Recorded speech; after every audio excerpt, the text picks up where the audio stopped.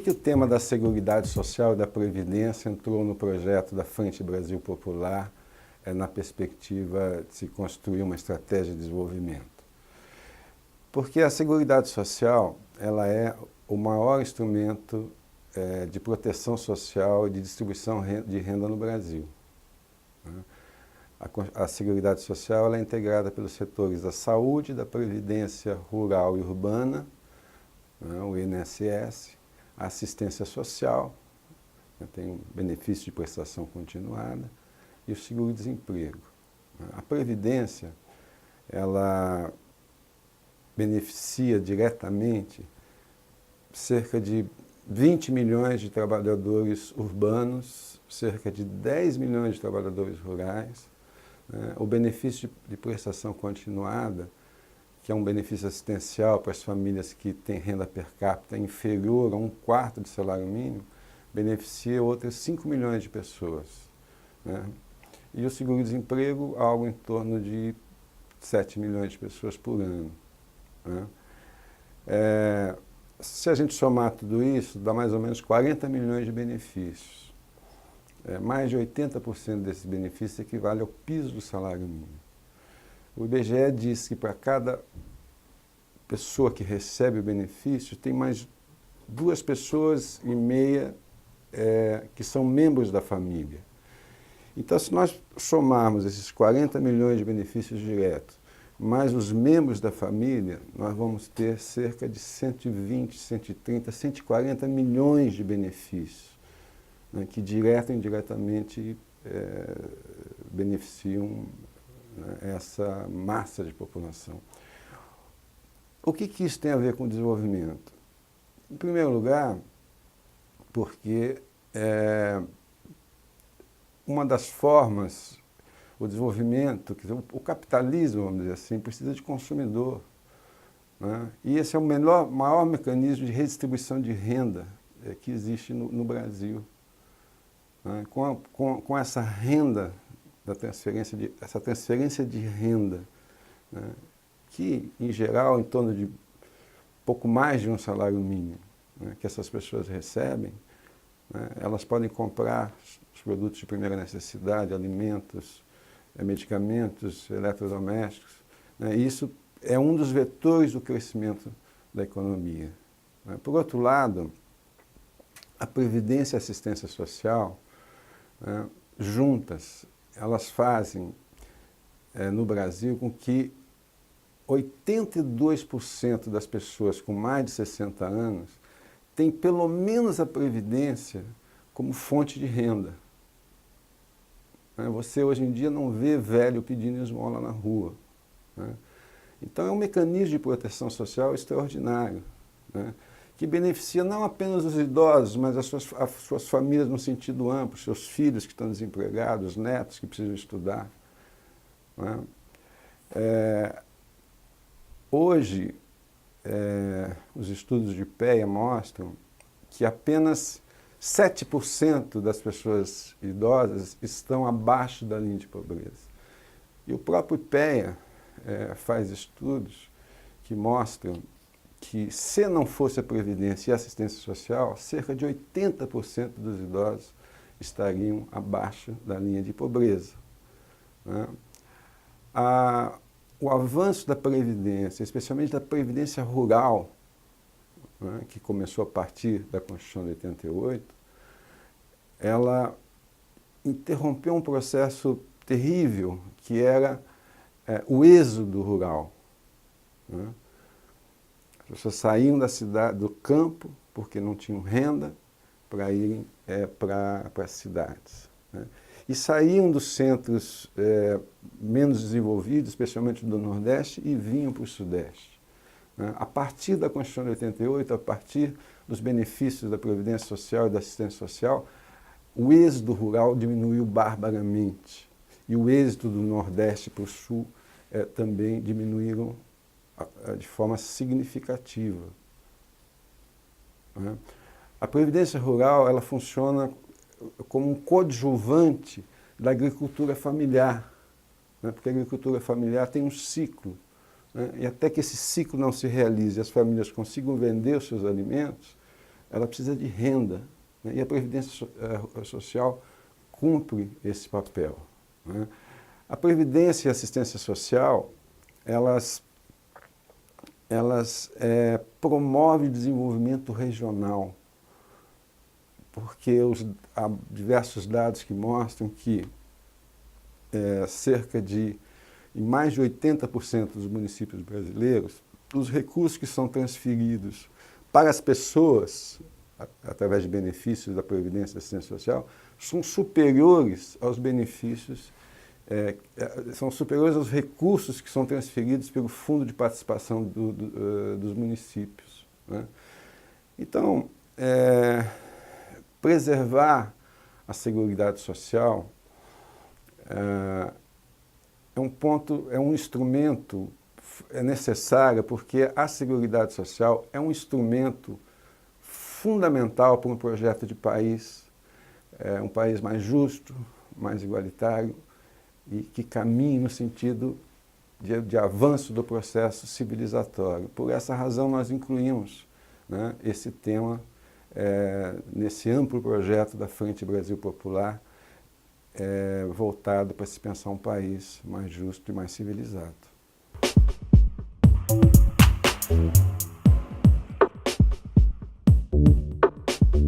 Bom, apesar da importância da Seguridade Social como um mecanismo de proteção social, que na verdade foram introduzidos na Constituição de 88, que na realidade não tem nada de revolucionário, apenas os constituintes de 88 se inspiraram na Europa após a Segunda Guerra Mundial. Então, o que nós fizemos aqui no Brasil nada foi do que introduzir alguns elementos muito elementares da social-democracia, né? Mas no Brasil, o capitalismo brasileiro é muito arcaico, né? E não aceita sequer, né, avanços elementares da social-democracia, que nada mais é do que uma forma de você humanizar o capitalismo. Então, desde 1988, né, esses setores jamais aceitaram esses avanços. Na última etapa da Assembleia Nacional Constituinte, o presidente da República, José Sarney, foi à televisão, rádio e televisão, em cadeia nacional, para dizer o seguinte: se os constituintes aprovassem a Constituição do jeito que ela estava, o país se tornaria ingovernável, né? E se tornaria ingovernável por conta dos direitos sociais que foram consagrados em 88. Essa ideia, a tese da ingovernabilidade, permaneceu até hoje, né? Ela foi se metamorfoseando em outros rótulos, né, ao longo desses últimos 30 anos. Hoje, mais recentemente, essa tese se transformou na ideia de que as demandas sociais da democracia não cabem no orçamento, né? Então, o que nós assistimos a partir do golpe parlamentar de 2016, né, é um avanço no sentido de tentar terminar uma tarefa, né, que as elites nacionais e internacionais se colocaram desde 1988. Né? Então, a ideia de implantar um Estado ultraliberal no Brasil, e um dos seus focos é acabar com o Estado Social de 1988. Né? Então, é nesse contexto que nós estamos vendo aí, você acaba com o Estado Social pela asfixia financeira. Né? É assim que nós estamos vendo, por exemplo, o teto do gasto, né? A reforma tributária, que está tramitando no Congresso, né? Além da reforma trabalhista, que retrocede quase 100 anos os direitos trabalhistas no Brasil, a reforma da Previdência se insere nesse contexto. Fala-se, inclusive, em implantar no Brasil o sistema de capitalização no Chile, né? O que nós estamos vendo é um processo, basicamente, em última instância, ele significa acabar com o direito à proteção à velhice no Brasil, assim, para simplificar isso, né? Nesse mês de dezembro está sendo comemorado os 70 anos da Declaração Universal dos Direitos do Homem, né? E o que está em curso no Brasil é acabar com o artigo sobre a Seguridade Social e sobre a Previdência Social, se não me engano, é o artigo 24 da Declaração Universal dos Direitos do Homem de 1948. Mas como é que você faz isso? Você faz isso querendo fazer com que a idade mínima de aposentadoria seja 65 anos para todo mundo, homem, mulher, rural, urbano, trabalhador da iniciativa privada, da iniciativa pública, né? Essa era a proposta inicial do Temer, depois recuou um pouquinho, né? A outra ideia é que para você ter uma aposentadoria integral, você tem que ter, inicialmente, você tinha que ter 49 anos de contribuição, depois reduzido para 40. E para ter uma contribuição parcial, você tem que ter 25 anos de contribuição, hoje é 15. Né? Depois recuaram um pouquinho, mas talvez volte. Né? 80% dos trabalhadores brasileiros não conseguem se aposentar, não conseguem comprovar 25 anos de contribuição. Isso antes da reforma trabalhista. Agora, com a reforma trabalhista, se tornou ainda mais difícil, né, você ter permanência no trabalho para poder comprovar tempo de contribuição durante tanto tempo. Né? A ideia de fazer com que o trabalhador rural passe a contribuir mensalmente. Né? O trabalhador rural não vai conseguir contribuir mensalmente, não vai conseguir ter 65 anos de idade, porque não se compara as condições do homem do campo e das cidades no Brasil. A ideia de acabar com a duplicidade entre pensões e aposentadoria. Se tem uma família, uma mulher que tem filhos e que está aposentada e o marido morre, ela tem que optar ou pela aposentadoria dela ou pela pensão do marido. E uma série de outras medidas que vão nessa direção. Quer dizer, a nossa avaliação, a avaliação dos técnicos que participaram desse projeto, que com essas regras dificilmente uma pessoa vai conseguir se aposentar no Brasil. Né? E na ausência, quer dizer, em última instância, o que está em disputa é a captura dos recursos. Quer dizer, as elites do país, em 88, eles jamais aceitaram que o movimento social capturasse cerca de 15% do PIB em transferências sociais. Então, o que está em jogo hoje é a recaptura desses recursos. E, para isso, partem de um diagnóstico equivocado, baseado em mitos, né? E, na ausência de argumentos, né, buscam o caminho do terrorismo, né? O terrorismo do déficit da Previdência, que é um desrespeito aos artigos 194 e 195 da Constituição, o terrorismo demográfico, né, e o terrorismo econômico, quando se diz que sem a reforma da Previdência o Brasil quebra. Isso é inaceitável.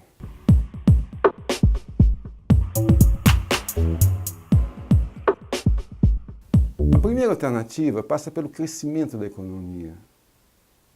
Nos momentos que a economia cresceu, né, a previdência urbana foi superavitária. Você não faz um ajuste fiscal olhando só pelo lado da despesa, cortando despesa, cortando despesa, cortando despesa. Tem uma variável que não depende da Previdência, que está fora da Previdência, que é a economia.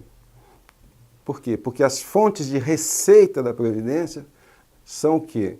São a folha salarial, a massa de salário, né, e o faturamento das empresas. Então, se a economia cresce, aumenta o emprego, reduz o desemprego, aumenta o salário, aumenta a produção e as receitas crescem. E você faz o ajuste pela via do crescimento da economia, que é um fator externo à Previdência. A reforma do Temer, a sua última etapa, previa que com a reforma seria feita uma economia de 500 bilhões em 10 anos. Ou seja, a reforma iria economizar 50 bilhões por ano. Tá certo? Sem esses 50 bilhões por ano, o Brasil quebra. Claro? Muito bem. Todo ano, o governo federal abre mão de só o governo federal, sem falar nos governos estaduais e nos governos municipais, mas o governo federal todo ano abre mão de cerca de 350 bilhões de isenções fiscais, né? Benefícios fiscais a determinadas classes sociais e empresas. Só aí são 7 anos de reforma da Previdência. Por ano no Brasil, a sonegação é estimada em cerca de 500 bilhões por ano. E hoje você tem instrumentos, tecnologia, para poder controlar, fiscalizar e combater a sonegação. Só que a sonegação no Brasil, além de não ser crime, ela é premiada, né, por refinanciamentos, né? Agora, se eu somar 350 bilhões de isenções fiscais, mais 500 bilhões de sonegação todo ano, são 850 bilhões. Isso dá cerca de quase 13% do PIB. A Seguridade Social custa cerca de 12% do PIB. E com a Seguridade Social não cabe no orçamento, dizem os liberais. Tá certo? Que são esses 12% do PIB. Mas as isenções fiscais, as sonegações são 13% do PIB, ninguém mexe, ninguém fala. No Brasil, nós temos o maior programa de transferência de renda para os ricos, né, que são as isenções fiscais, o não combate à sonegação e as transferências de juros. Isso é o maior programa de transferência de renda para os ricos do mundo. Se você somar esses 3 itens, né, a gente está gastando hoje cerca de 400 bilhões por ano de juros, certo? Dá algo em torno de 1 trilhão e 200 bilhões. Todo ano, tá certo? Todo ano. Se o governo fizer o seguinte, olha, vamos fazer o seguinte, vamos cortar 30% disso. Né? Dá cerca de 400 bilhões por ano que você economizaria se cortar 30% desses 3 itens que eu estou dizendo para vocês, que é o maior programa de transferência de renda para os mais ricos do mundo. Tá certo? 350, 400 bilhões é quase 10 anos da reforma da Previdência. Então, como é que nós podemos aceitar o argumento, né, que sem a reforma da Previdência o país quebra? Claro? Então, existem soluções. Essas soluções passam pelo crescimento da economia, passam pela revisão das isenções fiscais, passam pelo combate, pelo reforço da fiscalização, da administração tributária, para combater a sonegação e acabar com esses mecanismos de refinanciamento, e passam pela política macroeconômica. Porque no Brasil você tem teto do gasto para os gastos não financeiros, mas não há nenhum teto de gasto para os gastos financeiros.